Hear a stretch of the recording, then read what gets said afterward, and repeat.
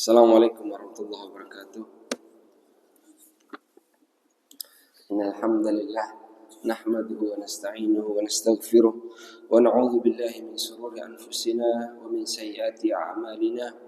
Man yahdihillahu fala mudilla lahu wa man yudlilhu fala hadiya lahu. Asyhadu an la ilaha illallah wa la syarika lah wa asyhadu anna Muhammadan abduhu wa rasuluh. Ya ayyuhalladzina amanu taqullaha haqqa tuqatih wa la tamutunna illa wa antum muslimun. Amma ba'd, ma'asyiral muslimin, jamaah salat subuh Masjid Al-Azhar rahimani wa rahimakumullah.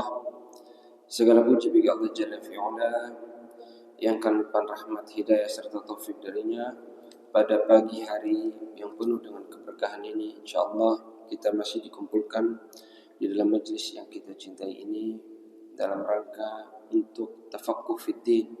Semoga apa yang kita lakukan di pagi hari ini dicatat oleh Allah Subhanahu wa taala sebagai amal ibadah yang bermanfaat untuk kehidupan akhirat kelak.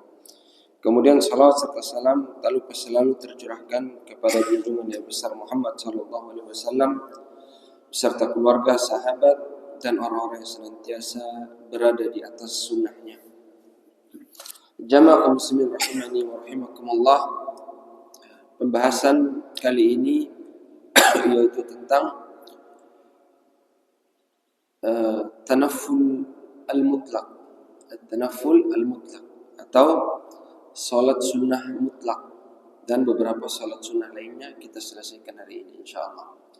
Qala al-mu'allif rahimahullah ta'ala, qala Ibnu Qudamah rahimahullah ta'ala fil Mughni, fa amma an-nawafil al-mutlaqah fatushra'u fil layli kullih wa fil nahari fima siwa awqatin nahi wa tatawwu'ul layli afdalu min tatawwu'in nahar wa yadullu alaihi hadits Amr ibn Abasah inda Muslim wa Abi Dawud wa ghairuhuma wa qad taqaddama alfaduhu farajiha. Salat sunnah mutlak, ya.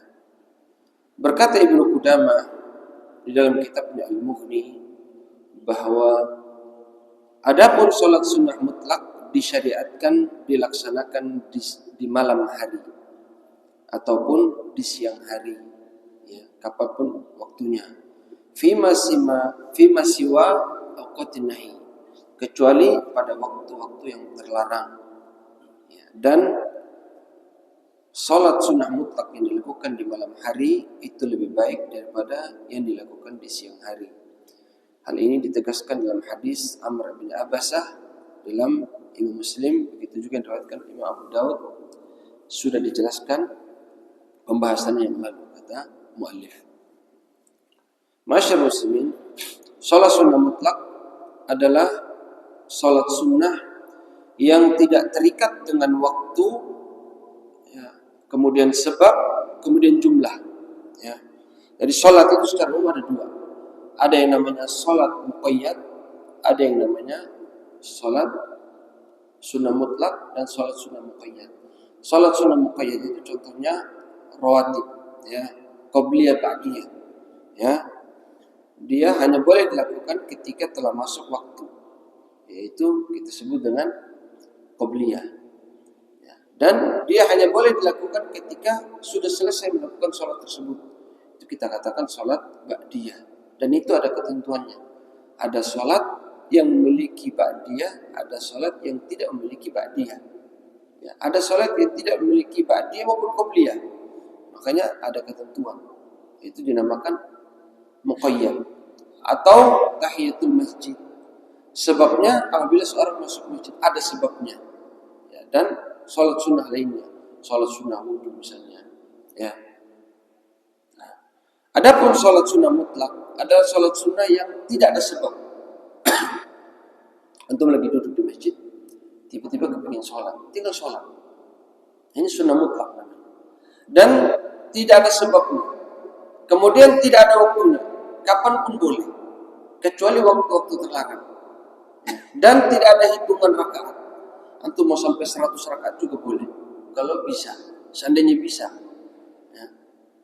Antum mau berapa rakaat pun boleh, tidak ada hitungannya. Itu sunnah mutlak namanya, ya. Tidak ada sebab, tidak ada batasan waktu kecuali waktu terlarang, tidak ada hitungan rakaatnya. 2 rakaat. Dan sunnah mutlak ini khusus di siang hari boleh dilakukan 4 rakaat dengan 1 kali salam. Khusus di pagi atau siang hari. Adapun malam hari kembali kepada asalnya, sholatul laili mathna mathna. Sholat malam itu 2 rakaat, 2 rakaat. Beda dengan sholat mutlak di siang hari.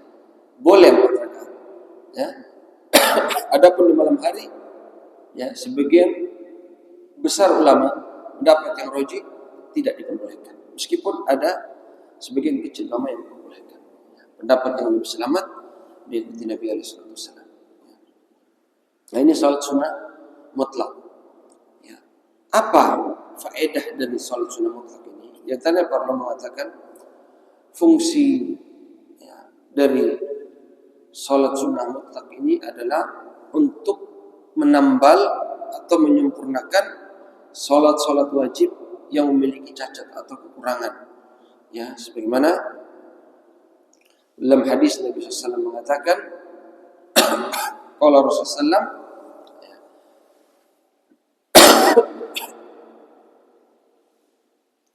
Inna awwala ma yuhasabu bihi al-'abdu min salatihi as-salah. Inna awwala ma yuhasabu bihi al-'abdu min a'malihim as-salah.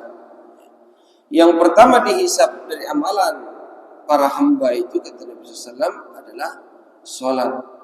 Ya. Qala Allah mengatakan yaqulullah tabaraka wa ta'ala, kemudian Allah mengatakan, berarti ini menunjukkan bahwa ini adalah hadits qudsi. Ya. Kalau Allah Ta'ala unzuru fi salati abdi. Ya. Allah mengatakan kepada para malaikatnya, lihatlah, perhatikanlah salat hambaku. Ya. Fa in kana tammah, kalau salatnya sempurna, maksudnya salat wajibnya sempurna, kutiba lahu tammah, ditulis sempurna. Ya. Mumtaz, 100 nilainya, 100 tulis. Wa in kana taqasa, tapi kalau ada kurangnya, misalnya nilainya 60, salat wajibnya selama hidup poinnya cuma 60, berarti ada kurangnya gitu. Maka Allah mengatakan kepada para malaikatnya, ya, yaqulullah tabaraka wa ta'ala li malaikatihi unzuru li 'abdi hal lahu min tatawwu. Lihatlah, ya, apakah hambaku ini punya salat sunnah? Fa in kanat lahu tatawwu, kalau dia punya salat sunnah, maka Allah mengatakan kepada para malaikatnya, atimmu li 'abdi faridatahu min tatawwu'ihi. Sempurnakan salat fardu hambaku ini, ya, dengan salat-salat sunnah yang dimiliki tadi. Itu fungsi salat sunnah, baik yang mutlak maupun muqayyad, semuanya fungsinya menyempurnakan pahala salat bagi seorang hamba.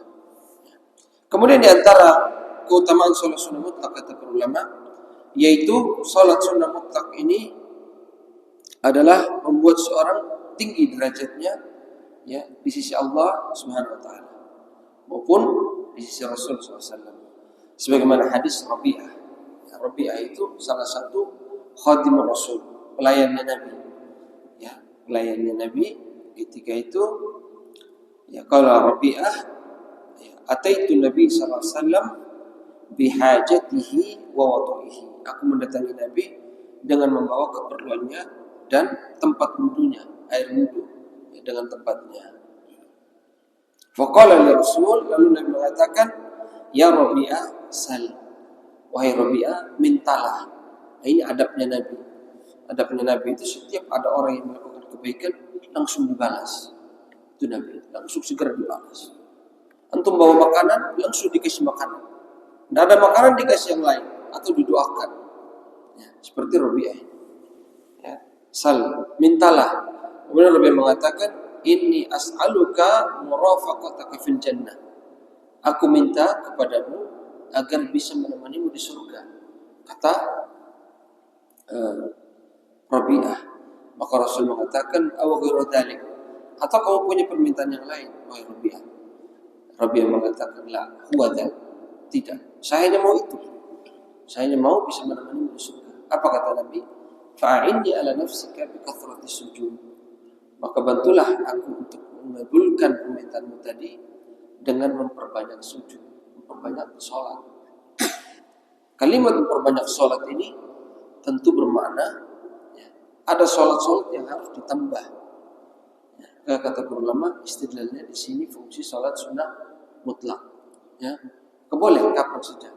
Misalnya pulang kantor, misalnya habis salat zuhur, habis salat ba'diyah, lagi duduk-duduk bingung, mau salat lagi, silakan bangun salat lagi. Selama bukan di waktu terlarang. Waktu terlarang ada 5. Waktu terlarang untuk salat ada 5. Yang pertama itu kapan? Mungkin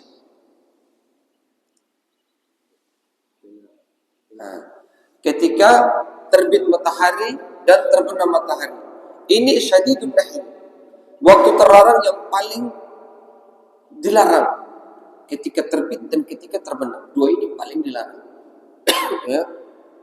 Kalau yang 3 ini masih para ulama masih membolehkan untuk melakukan beberapa sholat. Adapun yang 2 ini, ya, sebagian ulama melarang secara total, tidak boleh ketika terbit dan ketika terbenam. Walaupun ada sebabnya. Termasuk yang berpendapat seperti ini, yaitu guru dari guru kami Syekh Mukbil. Ya, makanya murid-murid Syekh Mukbil ketika masuk masjid, misalnya mau ngajar atau baru sholat maghrib, ketika dia masuk waktu terbenam beberapa menit sebelum adzan, maka dia tidak sholat, dia keliling. Karena mereka rata-rata berpendapat 2 waktu ini tidak boleh sholat sama sekali, walaupun ada sebabnya. Adapun jumhur ulama membolehkan selama ada sebabnya. Misalnya mau datang sholat maghrib sebelum adzan, ya, kita masuk masjid. Kita itu kan diperintahkan sholat tahiyatul masjid. Ya, kata Nabi SAW, ya, idza dakhala ahadukum masjidah fala yajlis hatta yusalli rak'atain. Apabila kalian masuk masjid, jangan duduk sampai dia sholat 2 rakaat. Ada perintah, ada sebabnya. Nah, menurut jumhur ulama boleh dia sholat walaupun waktu terlarang, waktu terbit, waktu terbenam masih boleh karena ada sebabnya. Tapi yang tidak boleh sama sekali menurut jumhur, sholat sudah mutlak. Antum duduk-duduk mau sholat, tidak boleh. Ini waktu terlarang. Itu, ya. Kemudian setelah subuh, ya, dan setelah asar, ini tidak boleh. Hadisnya Nabi SAW mengatakan, la salata ba'da al-fajri hatta tatlu asy-syams, wa la salata ba'da al-'asri hatta taghib asy-syams. Ya, tidak ada salat. Ya, tidak ada salat setelah salat subuh sampai matahari terbit. Yang biasa itu melakukan. Maksudnya matahari terbit di sini nanti ditunggu lagi sampai, ya, 10 menit atau 15 menit setelah matahari terbit. Kemudian tidak ada sholat setelah asar sampai terbenam matahari. 2 sholat ini ada larangan, namun ada pengecualian. Beberapa sholat boleh dilakukan. Contohnya, ya, qobliyah yang tidak sempat dilakukan karena uzur. Ya. Contohnya orang lupa sholat qobliyah zuhur atau ba'diyah zuhur sampai masuk waktu asar. Dia sholat asar, ya, dia lupa, oh tadi belum ba'diyah atau qobliyah. Boleh dia qada setelah sholat asar. Itu boleh. Atau orang tadi lupa sholat qobliyah subuh, habis subuh boleh langsung dia lakukan. Karena 2 waktu ini masih diperbolehkan, walaupun ada larangannya. Tapi yang betul-betul dilarang tadi ketika terbit, ketika terbenam. Walaupun jumhur juga mengatakan masih boleh kalau ada sebabnya. Ya. Kemudian waktu berikutnya itu ketika matahari berlepas di kepala. Ya. Qabla zawal. Itu sampai ba'da zawal, sampai masuk waktu duhur. Ya, kata ulama hitungannya 10 sampai 15 menit sebelum waktu duhur itu terlarang. Maka 5 waktu ini, ya, tidak boleh dilakukan sunnah mutlak. Ya. Mungkin saya ulang. 5. Terbit matahari, terbenam matahari. Terus ketika matahari berada pas di kepala 15 menit atau 10 menit 10 menit sebelum waktu duhur. Terus setelah subuh dan setelah asar. Sudah 5 ya. Nanti saya tanya. Ya. Ini tentang sunnah mutlak. Kemudian salat tasbih. Salat tasbih. Ini kata muallif di sini, lam yathbut fiha haditsun. Tidak ada satupun hadis yang sahih, ya kata muallif di sini, di dalam masalah salat tasbih. Wa qad jazama bidzalika ghairu wahidin min al-huffaz. Dan lebih dari seorang, ya, al-huffaz maksudnya huffaz di sini penghafal hadis. Beda. Istilah hafid di zaman sekarang dengan hafid zaman dulu itu beda. Di zaman dahulu orang hafal Quran tidak disebut hafid karena biasa orang hafal Quran. Bahkan sampai sekarang pun di negara-negara yang memiliki budaya menghafal Quran, penghafal Quran tidak disebut hafid. Hafid itu bagi mereka yang menghafal hadis, ahlul hadis. Ya, Ibnu Hajar disebut al-hafid. Ketika disebut al-hafid tidak ada embel-embelnya, maka ini ya kata para ulama ditujukan kepada Ibnu Hajar al-Asqalani, penulis kitab ini, Bulughul Maram. Al-hafid itu ditujukan bagi mereka yang menghafal hadis, bukan yang menghafal Quran. Namun sudah terjadi pergeseran makna. Sekarang penghafal Quran disebut hafid, ya, tidak masalah. Tidak ada masalah di sini. Ya, ini tentang salat tasbih. Bahwa banyak sekali para ulama yang mengatakan bahwa hadis-hadis tentang salat tasbih tidak sahih. Ya, di antara mereka minhum al-Imam Ahmad Al-Uqaili wa Abu Bakar Ibn al-Arabi, ya, wa Ibn al-Jauzi, kemudian Al-Mizzi, wa Syekhul Islam Ibn Taimiyah wa ghairuhum, ya. Wa ahsanu turuqiha, dan riwayat yang paling dekat, ya, yang paling baik di antara hadis-hadis dhaif tadi kata muallif di sini hadis Ibnu Abbas inda Abi Daud, yaitu hadis Ibnu Abbas yang dikeluarkan oleh Imam Abu Daud rakam 1297, ya, yaitu pada nomor hadis 1297, wa ghairuhu wa qad tafarrada bihi Musa bin Abdul Aziz Al-Adni. Di mana letak dhaifnya hadis tadi? Yaitu ada satu perawi yang syadz, dia menyelisihi perawi-perawi yang lain, yaitu Musa bin Abdul Aziz Al-Adni, ya, wa unkir alaihi kama fil mizan wa 'allalahu Ibnu Madini bil waqfi ala Ikrimah kama fi Ittihaf al-Mihrah. Ya, di sini juga Ibnu Madini, ya, mendhaifkan hadis ini, bahkan hadis ini dikatakan waqaf, berhenti, artinya tidak sampai kepada Nabi. Ya, intinya hadis-hadis di sini disampaikan, muallif di sini mengatakan bahwa salat tasbih itu, ya, riwayatnya lemah. Namun perlu untuk perhatikan, ya, memang tidak sedikit ulama yang melemahkan hadis-hadis tentang salat tasbih. Di antaranya juga tidak disebutkan di sini, yaitu, ya, Ibnu Jauzi, ya, di sini disebutkan Ibnu Jauzi. Beliau memasukkan hadis, ya, tentang salat tasbih ini ke dalam maudu'at, hadis-hadis palsu, bukan lemah lagi, palsu, ya. Begitupun seperti Syekhul Islam tadi dikatakan, Al-Mizzi, mereka melemahkan hadis. Bahkan Ibnu Hajar al-Asqalani juga melemahkan, mendhaifkan hadis-hadis tentang salat tasbih. Anda perlu Anda perhatikan, ya. Sebagian besar ulama-ulama mazhab Syafi'i antara Imam Nawawi, yaitu menghasankan hadis tadi, ya, hadis-hadis tentang salat tasbih itu sebagiannya disahihkan oleh ulama-ulama mazhab Syafi'i, antara Imam Nawawi. Bahkan Syekh Albani ini makanya banyak ulama juga yang mengkritik Syekh Albani rahimahullah ta'ala.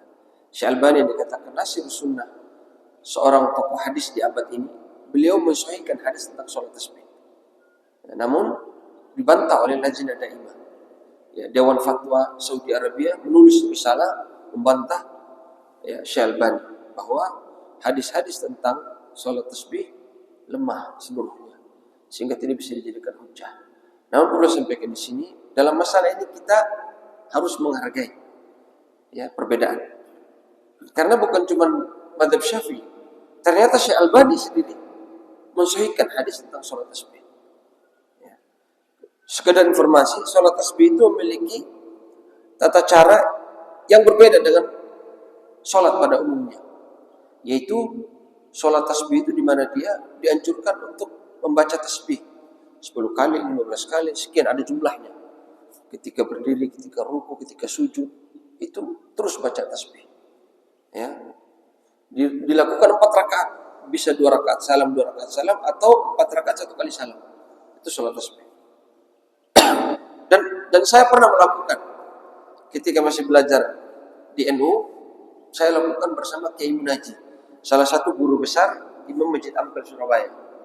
Itu jam 2 malam kita ke rumahnya, jam setengah 2 sudah siap murid-murid sholat. Itu sampai jam setengah 4 sebelum masuk waktu subuh baru selesai. Lama sholatnya, sampai ada yang pegang tiang, ada yang tidur sambil berdiri, macam-macam. Dulu kita belum tahu. Ya, namun seperti saya katakan, sholat tasbih ini sebagian ulama mensahihkan hadisnya. Di antaranya Syekh Albani. Ya, namun sebagian besar jumhur salafiyin tidak mempraktikkan tersebut. Artinya, ya menjalankan sebagaimana jumhur ulama ahlul hadis mengatakan bahwa hadisnya lemah. Dijelaskan tadi lemahnya dari sisi mana. Ya. Kemudian secara praktek sholat tasbih ini banyak yang tidak sesuai dengan sunnah. Artinya kalau kita menetapkan sholat tasbih itu ada, maka dia boleh dilakukan kapan saja. Namun sebagian besar saudara-saudara kita dalam mazhab Syafi'i, ya, mereka mengkhususkan sholat tasbih dilakukan malam Jumat, kemudian dilakukan pada malam 27 Ramadan, ya, mengkhususkan pada waktu-waktu tertentu dalam melakukan amal ibadah, ya, membutuhkan dalil. Artinya kalaupun kita menetapkan sholat tasbih itu ada, maka lakukan kapan saja, ya, tidak dikhususkan pada waktu tertentu. Namun saya katakan, jumhur alul hadis mengatakan hadis tentang sholat tasbih lemah, tidak bisa dijadikan hujah. Namun dalam masalah ini kita tetap menghargai perbedaan, bahwa jumhur Syafi'i, mazhab Syafi'i, ya, mensahihkan hadis tersebut, meskipun ada juga ulama-ulama mereka yang melemahkan hadis tentang sholat tasbih. Ya, ini tentang sholat tasbih.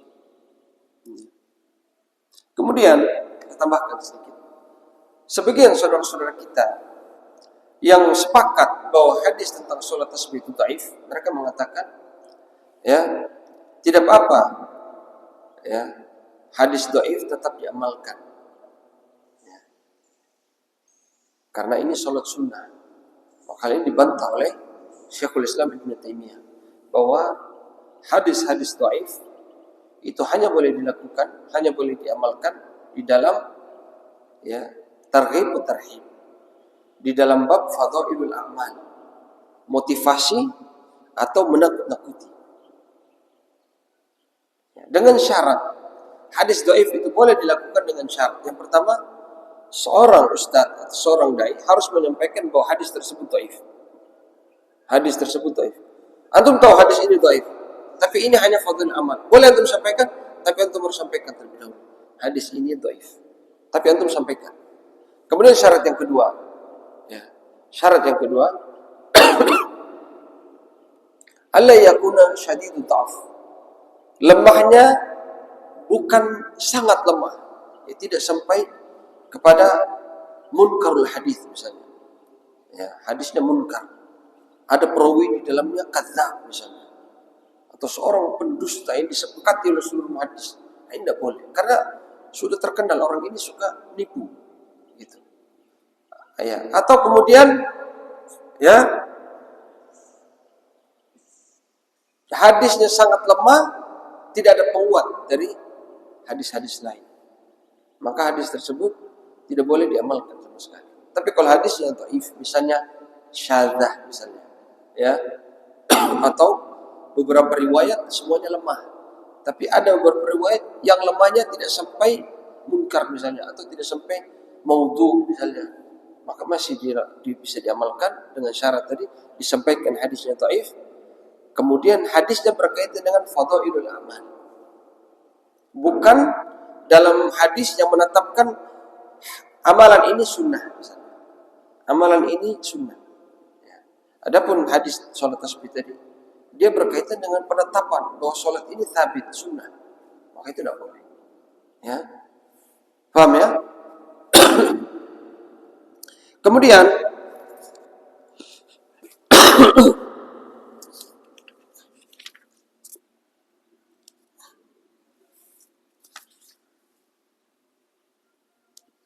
Kemudian salatul hajah. Ini berikutnya ya. Salatul hajah. Salat hajat. Itu bisa diartikan salat ketika seorang hamba memiliki keperluan, memiliki hajat. Nah, kita baca. Akhraja At-Tirmidzi wa Ibnu Majah min hadits Abdullah bin Abi Auf radhiyallahu anhuma anna Nabi sallallahu alaihi wasallam qala man kanat lahu ila Allah hajatun aw ila ahadin min bani Adam falyatawadda wal yuhsin al-wudu'a thumma liyusalli rak'atain thumma liyuthni 'ala Allah wal yusalli 'ala Nabi sallallahu alaihi wasallam thumma liyaqul la ilaha illallahul halimul hakim la ilaha illallahul aliyyul azim subhanallahi rabbil arsyil azim alhamdulillahi rabbil alamin as'aluka mujibati rahmatika wa azaima maghfiratika wal ghanimata min kulli birrin was salamata min kulli ithmin la tada'li dhanban illa ghafartahu wala hamman illa farajtahu wala hajatan hiya laka ridhan illa qadaitaha ya arhamar rahimin. Ya. Dalam hadis ini disebutkan ya, barang siapa yang memiliki keperluan dengan Allah atau memiliki keperluan kepada anak Adam, maka hendaklah dia melakukan wudu. Maksudnya dia punya masalah, punya keperluan, ya, maka hendaklah dia berwudu, dia perbagus wudunya, dia sholat 2 rakaat, lalu dia memuji Allah Subhanahu Wa Taala, dia berselawat kepada Nabi, lalu dia membaca tadi, ya, doa tadi sampai selesai. Wala hajatan hiya laka ridhan illa qadaitaha. Maka ya, setelah dia melakukan sholat hajat tadi, dia membaca doa tadi, maka apapun keperluannya pasti Allah memberikan jalan keluarnya. Bagaimana derajat hadis ini terkait dengan sholat hajat ini? Ini perlu difahami bahwa ini hadis yang menjadi landasan sholatul hajat atau sholat hajat. Ya, lihat kata mu'allif, huwa dhaifun jiddan. Hadis ini sangat lemah. Fi isnadihi ya Abu Warqa Qa'id bin Abdurrahman qala Ahmad matrukun. Kata Imam Ahmad terkait perawi tadi, hiya matrukul hadis. Hadisnya ditolak, tidak diterima. Ya. Wa qala Ibnu Ma'in laisa bithiqah. Ibnu Ma'in mengatakan perawi tadi tidak kuat hafalannya. Wa qala Al-Bukhari munkarul hadis. Imam Bukhari mengatakan hadisnya munkar. Ya. Ini terkait dengan sholat hajat. Ternyata hadis yang dijadikan landasan dhaif. Namun perlu diperhatikan, di sini terjadi khilaf. Ya, khilaf para ulama terkait dengan sholat hajat. Ternyata sekali lagi Syekh Albani rahimahullah mensahihkan hadis ini. Ya, Syekh Albani. Jadi antum bukan tokoh Asy'ari, Maturidi, bukan tokoh Muhammadiyah, NU yang mensahihkan hadisnya. Syekh Albani yang mensahihkan hadisnya. Ya, tokoh Salafi. Ya, bahkan dikatakan mujaddid. Beliau mensahihkan hadis ini. Ya, terkait dengan sholat hajat. Namun kembali lagi, ya, manusia bisa salah, bisa keliru. Ya, yang lebih baik kita berpegang kepada ahlul hadis yang lebih faham. Ya, karena Syekh Albani rupanya terkenal. Beliau itu di sebagian tempat dia sahihkan, di sebagian lain dia lemahkan. Itu banyak hadis keliru beliau. Ya, di tulisan yang satu dia sahihkan, di tulisan yang lain dia lemahkan. Ya, manusia punya salah, punya keliru. Namun sekali lagi, ya, banyak juga ulama yang mensahihkan hadis ini. Meskipun hadis ini lemah, ternyata ada hadis lain yang bisa dijadikan pijakan. Yaitu kisah tentang seorang yang buta. Mungkin Anda pernah dengar hadisnya. Ada orang buta datang kepada Nabi. Dia minta kepada Nabi supaya disembuhkan, didoakan untuk sembuh. Maka Nabi SAW mengatakan, in syi'ta da'utu wa in syi'ta sabarta wa huwa khairun lak. Kalau kamu mau, saya doakan supaya kamu sembuh, kata Nabi. Tapi kalau kamu mau, kamu sabar. Itu yang lebih baik. Nanti Allah ganti di surga. Ya, Allah ganti di surga. Karena hadis Nabi tentang orang yang buta itu Allah ganti dengan ya, pahala yang besar di surga, dengan ganjaran surga. Orang tadi tetap minta, doakan, saya tetap mau sembuh. Ya. Maka Nabi perintahkan, ya, wudu, berbagus wudu, lalu sholat. Sholat nanti kamu minta, diajarkan Nabi doanya. Intinya dalam doa tersebut ada sholawatnya. Ini juga jadi satu dalil ya bagi teman-teman yang membolehkan tawassul. Ya, padahal nanti dijelaskan bantahnya. Namun bukan di majelis ini kita bahas. Sekedar informasi. Ya, bahwa ada hadis lain yang menjadi pijakan. Perintahnya Nabi kepada orang buta tadi untuk sholat, ya, untuk minta, itu menunjukkan dia punya hajat. Lalu Nabi suruh sholat. Ini menjadi dasar sebagian para ulama ya, adanya ya, sholat hajat. Nah, apalagi tadi Syekh Albani menyesuaikan. Ya. Dan sebagian ya, bahkan banyak dari para ulama ya, dalam beberapa madhab menyesuaikan hadis ya, tentang orang buta tadi. Sehingga bahkan saya baca tadi malam beberapa artikel usul-usul salafi juga ada yang apa namanya mensahihkan hadis ini. Artinya menerapkan bahwa sholat haji itu ada dengan hadis tadi orang buta yang minta. Namun sekali lagi ya lebih kuat kita berpegang kepada ahlul hadis. Ya. Kalau saya pribadi ditanya, saya katakan hadis tentang sholat hajat lemah, ya tidak disyariatkan. Tapi tetap kita menghargai pendapat yang berbeda, yang membolehkan juga punya dalil. Ya. Kemudian di sini ada kalimat yang indah disampaikan oleh Syekh Utsaimin rahimahullah taala. Ya, beliau mengatakan tentang sholat hajat bahwa ya kalaupun kita melemahkan seluruh hadis-hadis tentang sholat hajat, tapi ada perintah dari Allah Subhanahu wa taala, kalau kita ada ya masalah segera sholat. Ya, dalam surah Al-Baqarah, wasta'inu bisabri wassalah wa innaha lakabiratun illa 'alal khasyi. Ya. Mintalah pertolongan kepada Allah dengan apa? Sabar dan sholat. Ya. Sholat itu berat kecuali bagi orang yang khusyuk. Dalam hadis ini jelas, dalam ayat ini jelas. Ya, Allah memberitakan, ya, kamu punya masalah, minta tolong dengan sabar dan apa? Sholat. Ya. Bahkan dalam hadis Nabi SAW, Rasul mengatakan, karena Rasulullah SAW, idza hazabahul amru, sholat. Nabi SAW itu kalau punya masalah yang berat, segera langsung beliau sholat. Ini menjadi dasar, ya, boleh seorang itu kalau punya masalah langsung sholat. Bahkan ini masyhur disyariatkan. Ya. Namun di mana letak tidak bolehnya? Yaitu menetapkan hadis tadi sebagai landasan adanya sholat hajat itu. Tapi kalau antum punya masalah, antum sholat, justru itu diperintahkan. Ya. Namun menetapkan sholat hajat dengan hadis-hadis tadi itu yang dibantah oleh para ulama. Bukan berarti membantah secara mutlak tidak ada sholat hajat. Kalau kita fahami sholat hajat itu sholat yang dilakukan apabila seorang hamba punya keperluan, ya, maka ini sabit berdasarkan ayat dan hadis Nabi tadi. Bahwa Nabi ketika punya masalah sholat, Allah merintahkan minta tolong dengan sholat dan sabar. Berarti itu ada sholat hajat. Tapi jika kita berpegang dengan hadis tadi, maka tidak boleh. Kenapa? Hadisnya munkar, kata Allah. Paham ya? Bedanya di mana? Saya rasa paham. Kemudian sholat taubah. Ini sholat taubah. Rawi Daud, Tirmidzi. Nanti kalau ada yang pegawai yang mau pulang duluan, tidak apa-apa, izin ya. Misalnya buru-buru ada tugas dan sebagainya, silakan ya. Salatu taubah.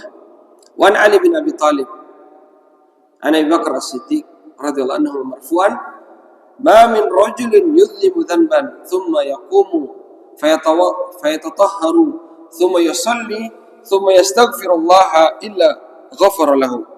Thumma qara'a hadhihi al-ayah walladzina idza fa'alu fahishatan aw dhalamu anfusahum dzakarullah. Al-ayah ya. Salat taubat, hadisnya yang menjadi pijakan yaitu hadis diriwayatkan oleh Ali bin Abi Thalib dan Abu Bakar As-Siddiq, yaitu tidaklah seorang hamba dia melakukan dosa lalu dia bangun, dia berwudu, lalu dia sholat, dia minta ampun kepada Allah, maka Allah ampuni dosanya.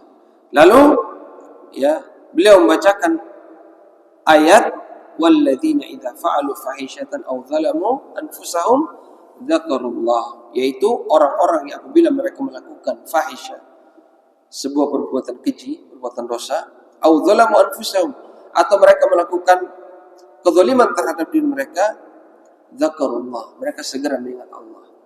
Ya, ini maksud apa? Bertobat. Nah, ini ya, ayat ini juga menjadi landasan adanya salat taubat ya. Kemudian hadis ini, kita lihat bagaimana derajat hadis ini. Wa fi isnadi Asma ibn Hakam, di dalam riwayatnya ada Asma ibn Hakam, wa huwa majhul ya, tidak dikenal. Tafarrada bi riwayati anhu Ali ibn Rabi'ah wa lam yuwathiqhu siwa al-Ijli ya. Tafarrada berarti syadz, dia menyelisih jumhur perawi yang lain ya, dan tidak ada yang mengatakan dia thiqah kecuali satu orang, yaitu Al-Ijli, yaitu perawi tadi. Wa Ibnu Hibban wa qala Tirmidzi la na'rifu li Asma'i ibn Hakam haditsan ghairu hadza. Kata Imam Tirmidzi, saya tidak pernah mendengar nama orang ini dalam riwayat hadis kecuali hadis ini saja ya. Wastankar Bukhari haditsahu hadza. Imam Bukhari mengatakan hadis ini munkar. Kama fil Mizan ya. Salat taubah. Tadi dikatakan bahwa ada riwayat yang lemah, majhul. Yang mengatakan majhul yaitu Ibnu Hibban. Seperti saya katakan, tidak ada yang mensahihkan kecuali Al-Mizzi, Al-Ijli dan Ibnu Hibban. Dulu saya pernah sampaikan, dalam ilmu hadis perawi-perawi itu punya tingkatan. Tingkatan terlemah diantaranya di dalamnya ada Ibnu Hibban. Mereka termasuk orang-orang yang mudah mensahihkan hadis. Ya. Salah satu sebabnya di dalam kaidah Ibnu Hibban, majhul itu sahih. Ya, orang yang tidak diketahui pada asalnya adil, kata Ibnu Hibban. Sementara jumhur ulama hadis seperti Imam Bukhari dan lainnya, ya, apalagi Yahya bin Madini dan sebagainya, orang yang paling kuat dalam hadis, orang tidak diketahui itu pada asalnya lemah. Antum tidak tahu fulan siapa, terus antum bilang adil. Itu kaidah Ibnu Hibban. Makanya banyak hadis-hadis disahihkan oleh Ibnu Hibban karena dasar tadi. Ya, maka di sini dikatakan para ulama hadisnya lemah, salat taubat lemah. Sekali lagi, rupa-rupanya ya, Syekh Albani menghasankan hadisnya. Sekali lagi, Syekh Albani menghasankan hadis tentang salat taubat. Ya. Dan ada landasannya juga tadi bahwa ya, seorang ketika melakukan dosa dia segera mengingat Allah, dia melakukan salat tidak masalah.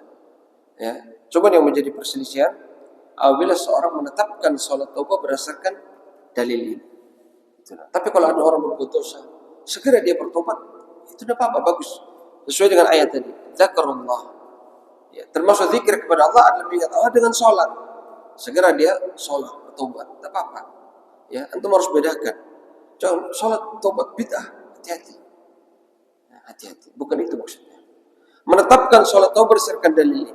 Tapi kalau ada orang bertaubat, dia salat, tidak apa-apa.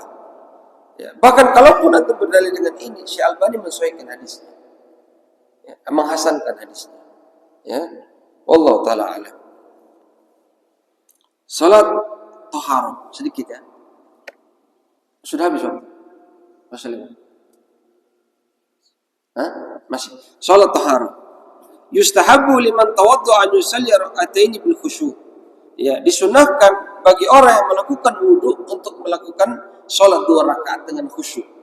Nah, fa inna dzalika min asbab ghufrani dzunub. Ya, karena salat wudu tadi ini maksudnya salat taharah ini salat sunnah wudu maksudnya. Habis wudu kita salat, itu maksudnya. Ini penyebab mendapatkan ampunan Allah, ya. Sebagaimana hadis dari Utsman wa Abi Hurairah. Nah, salat sunnah wudu ini, ya, ada beberapa hadis dikatakan lemah oleh ulama. Di sini juga disebutkan tadi, ya.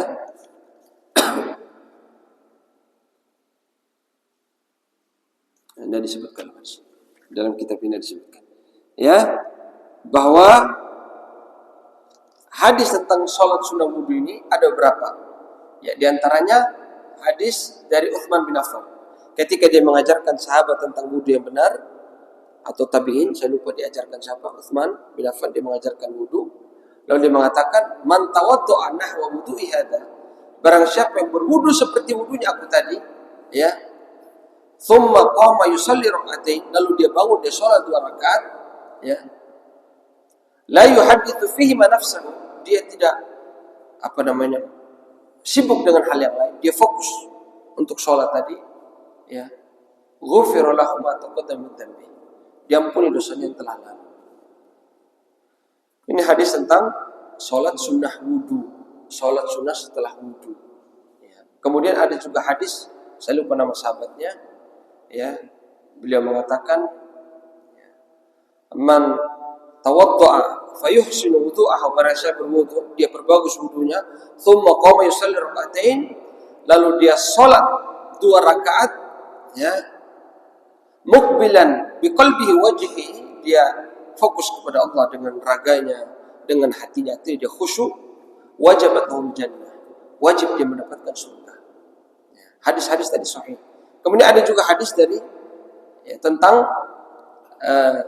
dari Abu Hurairah tentang Bilal bin Rabah. Ketika dia habis wudu dia sholat, mungkin itu sudah dengar hadisnya, ma'ruf. Ketika Nabi mengatakan, ya Bilal, ayyu arja amalin amiltahu fil Islam, amal apa yang paling kamu andalkan dalam agama Islam ini yang kamu lakukan?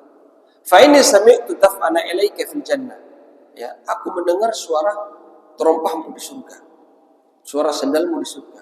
Kata Bilal, ma indi arja amalin amiltuhu, aku tidak punya amalan yang paling aku andalkan, ya, anni atatahharu, kecuali aku bersuci, ya, thumma usalli, lalu aku salat, ya, ma kutiba li an usalli, sebanyak apa yang Allah kehendaki, ya, untuk aku salat. Maksudnya dia biasa melakukan salat setelah berwudu, ya. Setelah berwudu beliau salat, Bilal bin Rabah. Maka hadis ini menjadi dalil bahwa salat sunnah wudu itu ada, ya, thabit, boleh, ya, dan ini sepakat, ya. Kalau yang sebelum-sebelumnya tadi diperselisihkan, ya, kalau yang ini sepakat. Kemudian faedah, saudara-saudara kita menjadikan hadis sunnah wudu ini, terutama hadis Bilal bin Rabah, sebagai dalil pembolehan bid'ah hasanah. Ini ada hubungannya dengan minggu lalu. Om Husain yang tanya minggu lalu tentang bid'ah, ini bisa ada kaitan-kaitannya, ya. Jadi hadis ini dijadikan dalil oleh saudara-saudara kita bolehnya bid'ah hasanah. Kenapa?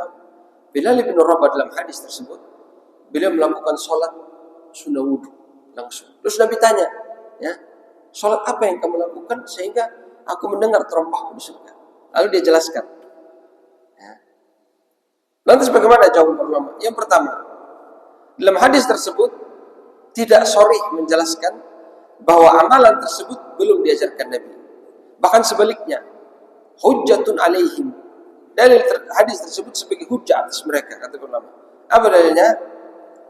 Ma ayu arja amalin amiltahu fil Islam. Kata Nabi SAW, amal apa yang paling engkau harap di dalam agama Islam ini engkau lakukan? Ya.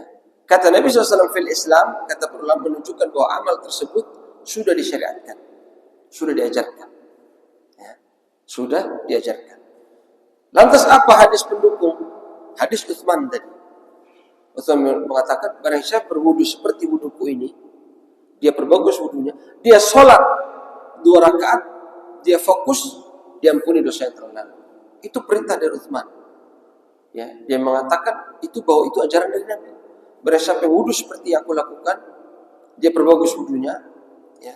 Lalu dia sholat, dia fokus dengan sholatnya, diampuni dosa yang telah lalu. Kemudian hadis satunya lagi menjadi bantahan bahwa Bilal bin Rabah tidak mengadakan syariat baru.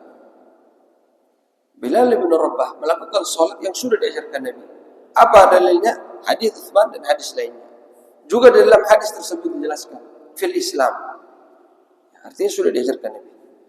Kemudian yang kedua, kata ulama, seandainya Bilal bin Rabah ya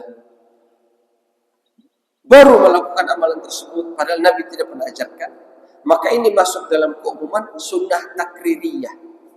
Karena sunnah itu apa? Ma udhifa ila Nabi sallallahu alaihi wasallam min qaulin au amalin au takririn.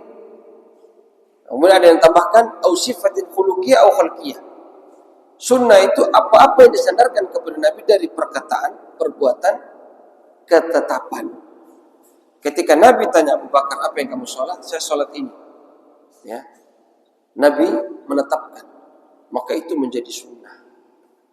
Begitu, paham ya?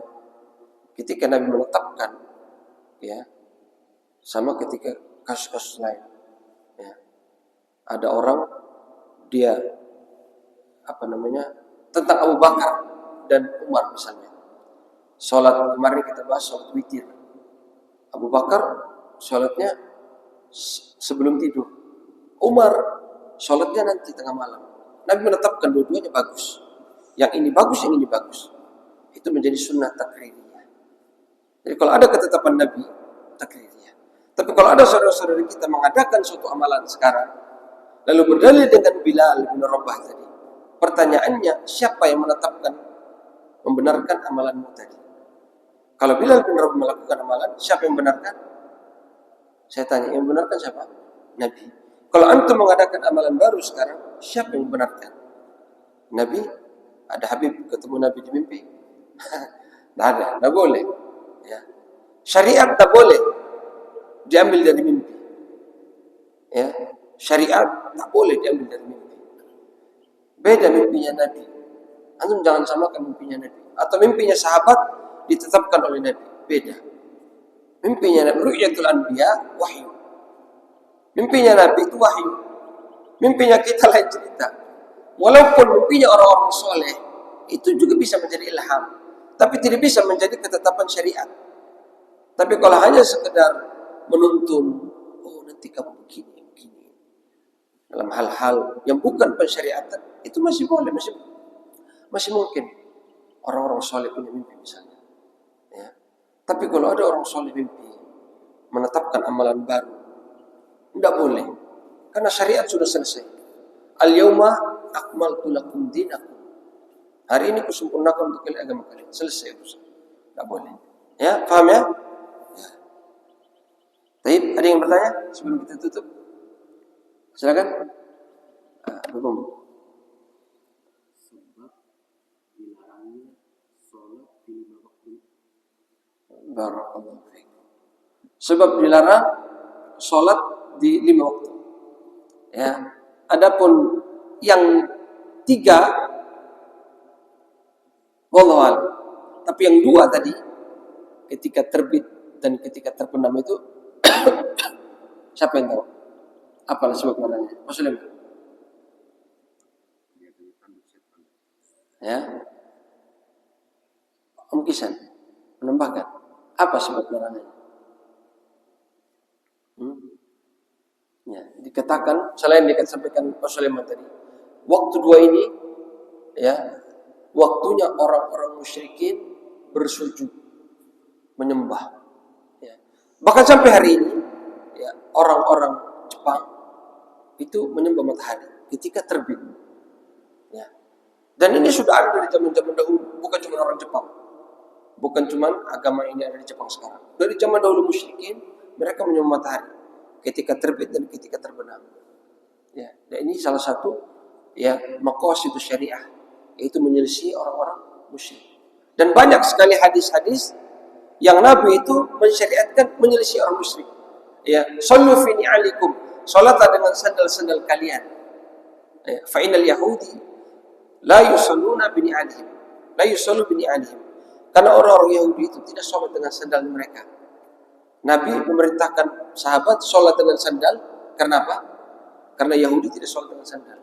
Ya. Khaliful musyrikin, selisih orang-orang musyrik. Ya. Wafirul liha, peliharalah janggut. Nabi sebutkan ilahnya dulu. Orang musyrik tidak piara janggut. Piara janggut, kata Nabi. Ya.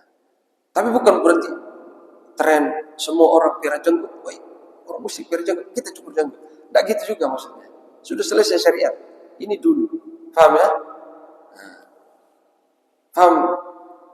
Bapak-ibu? Ada yang lain lagi? Silakan. Sudah jelas semua?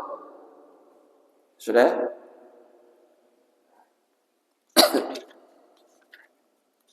Kita tutup dengan doa kafaratul majlis.